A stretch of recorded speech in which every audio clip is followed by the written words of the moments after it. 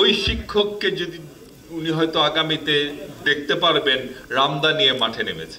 বিএনপির বিরুদ্ধে সকালবেলা থেকে শুরু করে রাতে গিয়েও রাতের কেউ কেউ আবার নাইট ডিউটি মনে হয় পালন করে,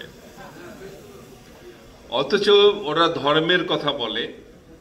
আমাদের ধর্মে স্পষ্ট ভাষায় বলা আছে, পবিত্র কোরআন শরীফে বলা আছে, I am not that much expert, তারপরেও আমি আসলে ধর্ম সম্বন্ধে আমার অত ব্যাপক কোনো ধারণা নেই, তবে মোটামুটি যেটুকু ধারণা আছে, পবিত্র কোরআন শরীফে বলা আছে যে আপনি যখন অন্যের নামে গীবত করবেন সেটা এমন একটা অপরাধ যে মৃত ভাইয়ের মাংস খাওয়ার মতো অপরাধ,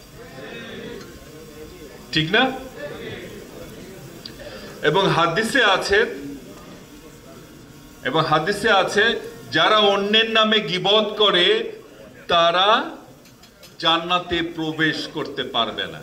চিন্তা করেছেন? আপনি নিজেরই তো জান্নাতে যাওয়া ঠিক নাই, আপনি আবার নাকি জান্নাতের টিকিট বিক্রি করছেন। অবশ্য কে জান্নাতে যাবেন কে যাবেন না মহান আল্লাহ তাআলা জানেন, তবে আমাদের যা ধারণা যে ওনাদের তো নিজেদেরই জান্নাতে যাওয়া ঠিক নাই, ওনারা আবার আরেকজনকে জান্নাতের টিকিট বিক্রি করে। আপনারা পেয়েছেন নাকি টিকিট কিছু?